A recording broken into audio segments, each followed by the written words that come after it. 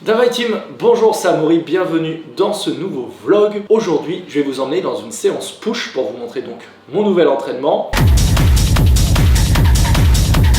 Mais j'avais envie qu'on prenne un peu de temps aussi pour parler de lifestyle, de nutrition. On fera un épisode vraiment dédié à tout ça. Et quoi de mieux pour vous parler d'optimisation de nutrition que vous parler du petit déjeuner absolument magnifique du jour. Celui-ci au citron et un croissant au cookie. Moi j'ai goûté, je sais que c'est excellent. Ah, mais un croissant au cookie, mais... Alors le concept est étrange. Putain, je suis en train de le massacrer, je suis désolé. Je l'ai explosé. Quel fils de chien. Je l'ai explosé. Mais j'en fais partout. Par contre, il a l'air très croustillant. Non mais leurs croissants sont vraiment bons. Parce qu'ils sont artisanaux. C'est absolument monstrueux. Normalement, je suis en jeûne intermittent, donc je ne mange pas le matin.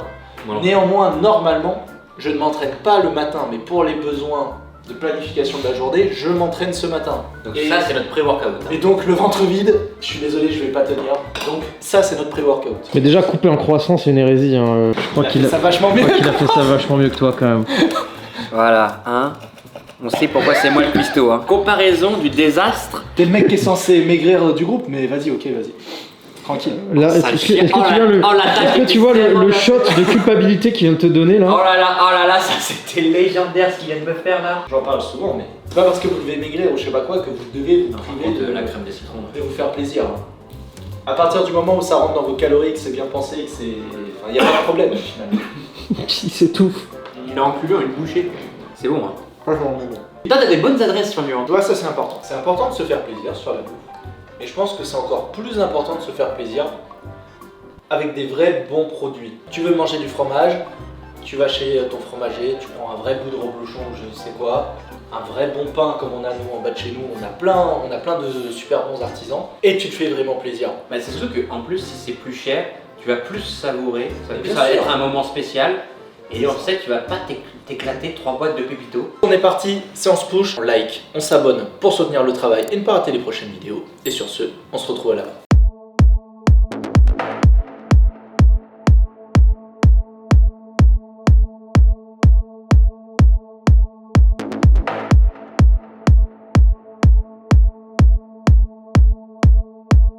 Je vous explique un peu quel est le plan. Il y a toujours une phase où je me laisse un peu de temps pour travailler mon handstand si j'ai envie. C'est optionnel, ça peut être 5 minutes, 10 minutes, un quart d'heure, une demi-heure, peu importe.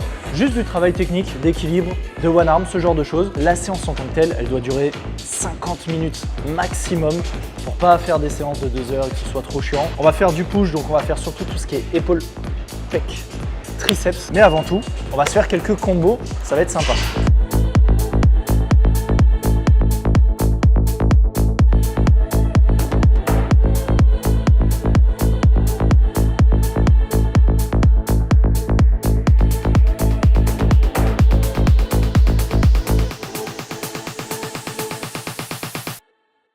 Tout s'est enchaîné, j'ai juste foiré toutes les transitions.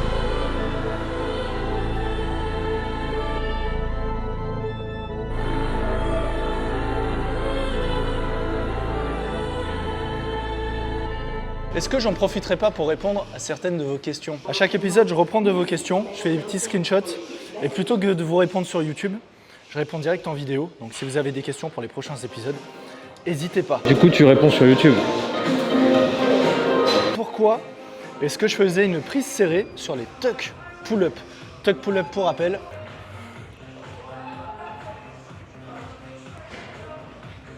Exercice plutôt de renfort street à la base que je fais pour l'épaisseur du dos. Pourquoi prise serrée? Parce qu'en prise serrée, c'est beaucoup plus facile d'avoir une grande amplitude de travail vu qu'on est beaucoup plus fort dans cette prise que dans celle-là et encore plus que dans celle-là. False grip parce que pareil, ça simplifie. Et moi, mon but, c'est d'avoir la plus grosse amplitude de travail, pas d'avoir fondamentalement le meilleur transfert sur la figure front lever en tant que tel. Donc plus j'ai d'amplitude, plus je travaille efficacement mon épaisseur du dos tout en restant sur du poids de corps. Tout simplement. Parce que sinon, j'aurais juste fait des fronts simples de ce genre-là.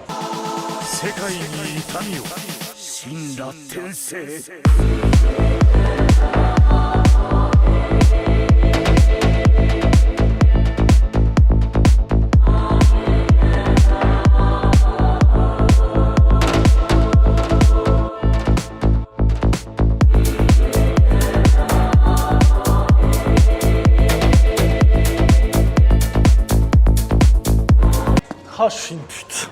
Bon, le plan est très simple. Premier exercice, EMOM qui dure 10 minutes. Je vais faire 8 HSPU par minute.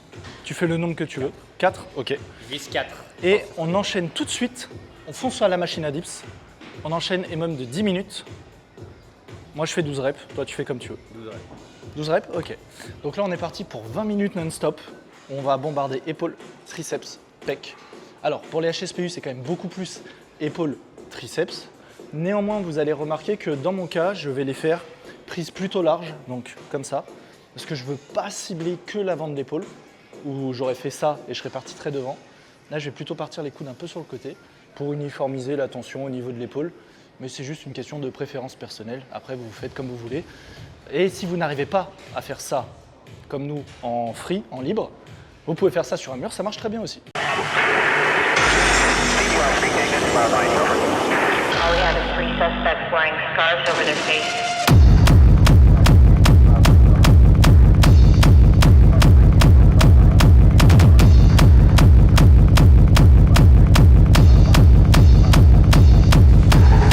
Ah, Maurice, sa botte, il fait 9 reps. Mais mec, je sais pas compter. Je suis pas allé à l'école, je te rappelle.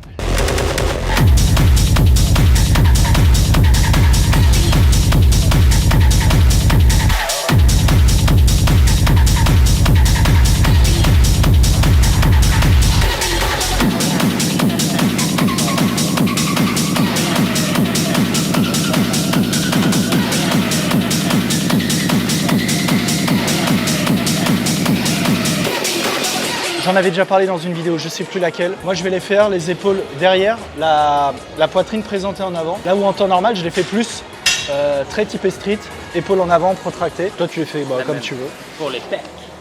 Si 12 reps c'est pas assez, j'augmenterai pendant les mômes. Et puis let's go. Exactement le même principe. C'est parti.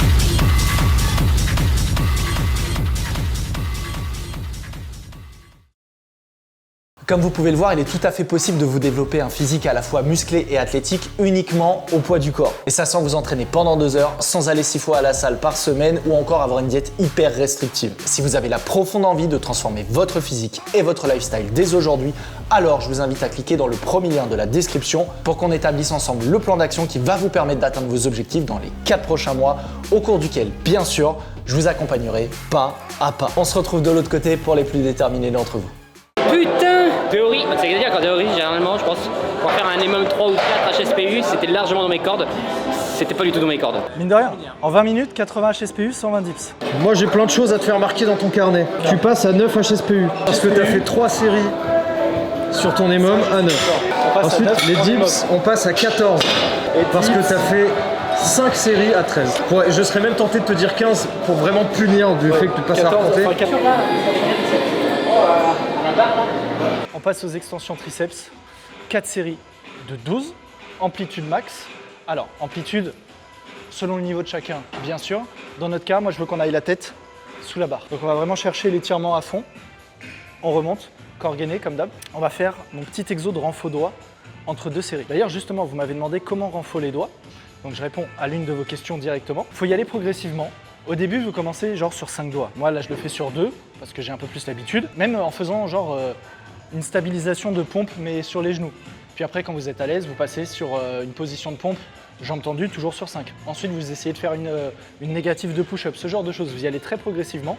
Vous pouvez même surélever vos mains par rapport à vos pieds au tout début si c'est vraiment trop dur. Et comme ça, vous commencez à renforcer vos doigts petit à petit.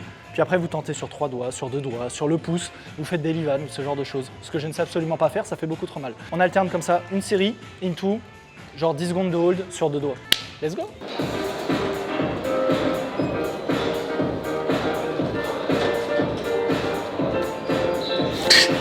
Ah oui, j'avais pas vu. Quel fils de pute!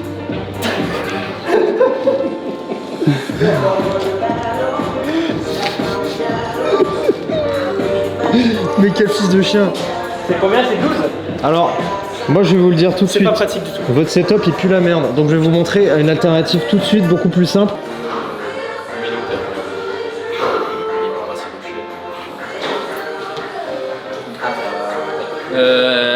C'était une nouvelle sensation. J'ai jamais fait cet exercice aussi à ma décharge. T'as jamais fait d'extension triceps comme ça? Au sol, ouais. 3 fois dans ma vie. On voit sa tête gonflée, c'est trop drôle. 12. Pas compter, hein. C'est 12, c'est bon. C'est 13, voilà. Fils de pute, c'est vraiment pas compté.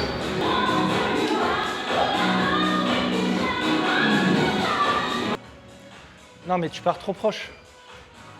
Il a pas compris le mouvement. Adri, pars pas les coudes sur les côtés, c'est pour ça que tu tu arrives fais pas. ça.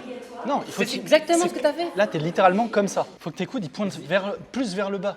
Là, toi en fait, toi tu fais une push-up. Toi, t'es comme ça, au lieu d'être comme ça. C'est logique, tu peux pas aller en dessous comme ça. Alors que là, tu peux. Et recule-toi un peu. Recule un peu. Mais non, mais en fait, ça va faire comme tout à l'heure, c'est juste que je vais pas y arriver en fait. Bah, c'est juste que c'est trop dur. Mais la technique, c'est celle-là. Ok. Bah, C'est qu'il faut mettre plus haut. Est-ce qu'en amplitude partielle? Si, c'est bien ça. Ouais, ça c'est bien. C'est ça. Recule, recule. Comme ça, je montre en même temps. Là, le problème, c'est que comme tu es trop proche de la barre, en fait, tu as trop tendance à faire une pompe. Alors là, tu fais mieux, tu as les coudes plus rentrés. Mais en fait, tu repousses la barre. C'est pour ça qu'elle glisse. Alors que toi, tu devrais chercher à descendre la tête sous la barre. Toi, tu cherches à... En fait, on voit que ta tête, tu essaies limite d'aller percuter la barre. Ta tête, tu t'en occupes pas. La conséquence, c'est que ta tête va descendre, mais tu cherches pas à descendre la tête. Tu restes les épaules comme ça et juste, tu plies les bras à l'intérieur et naturellement, tu vas descendre. En fait, en gros, toi, tu fais ça. Tu vois? Et là, en fait, je repousse la machine. Alors que là, je cherche à remonter vers le haut. Ça, au lieu de ça. Ok, sir. Et tu auras une trajectoire qui est plus comme ça, plutôt que à chercher à repousser la machine. C'est surtout pour moi, c'est juste la démonstration par A plus B que tous les streeters ont des abdos visibles à l'année. C'est qu'en fait, même calisthenics, ils n'ont pas besoin de faire de focus de séance abdos. Parce qu'en fait, sur un exercice d'extension triceps, ils font du gainage pendant 45 secondes. En fait, sur tous tes exos de poids du corps, et plus ils vont être durs, plus ça va se vérifier, bah en fait, tu travailles tes abdos et ton gainage de façon générale. Donc tu fais jamais de spécifique abdos parce qu'ils se renforcent en parallèle. Et au final, comme tu le disais, bah, les gars qui font du street, ils ont des abdos tracés à l'année. Pourquoi? Parce qu'en fait, ils les font tout le temps sans jamais faire des séances de 25 crunch, de je sais pas quoi, de trucs de merde qui servent à rien et qui vous font perdre plus de temps qu'autre chose.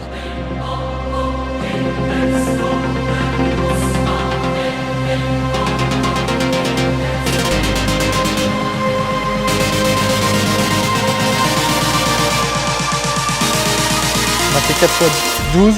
On va dire tout ça tous ensemble. Je ne sais pas compter. Je suis en FDP.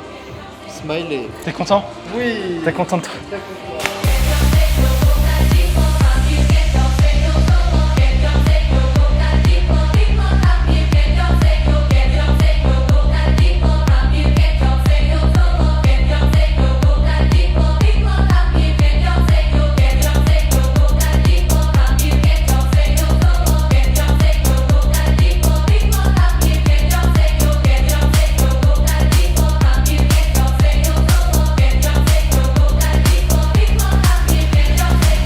Nous arrivons à la fin de cette séance avec le tout dernier exercice pour se pulvériser, notamment les pecs AMRAP de 5 minutes, as many reps as possible, le plus de reps possible en 5 minutes, pompe prise large. Et on bombarde. La dernière fois, j'ai fait 64 reps, donc je dois faire mieux cette fois-ci.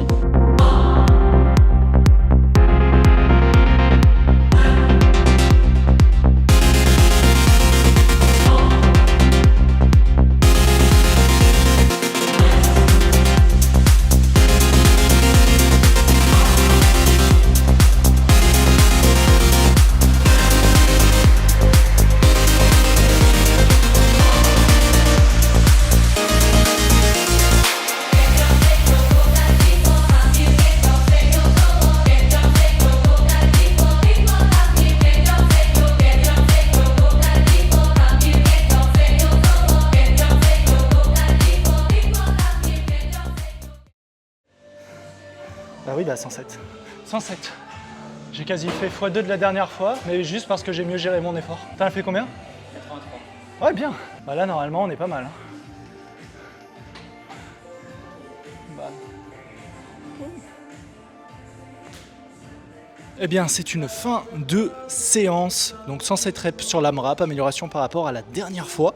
Très content, juste une question de meilleure gestion de l'effort. La prochaine fois, on repartira encore sur un entraînement, mais on s'attardera un peu plus sur le côté lifestyle, diète, habitude, cadre de vie global, parce que je pense que le lifestyle, il est tout aussi important, surtout depuis que je l'ai changé, je vois vraiment la différence que vos entraînements en tant que tels, donc ça va être très intéressant de parler de ça. Pour ceux qui veulent rejoindre l'accompagnement de transformation physique et lifestyle en 4 mois, c'est le premier lien de la description. Si vous avez des questions, comme d'habitude en commentaire, n'hésitez pas. Comme vous avez vu, j'y réponds pendant la séance. C'était Amaury, portez-vous bien, à la prochaine. Bye bye.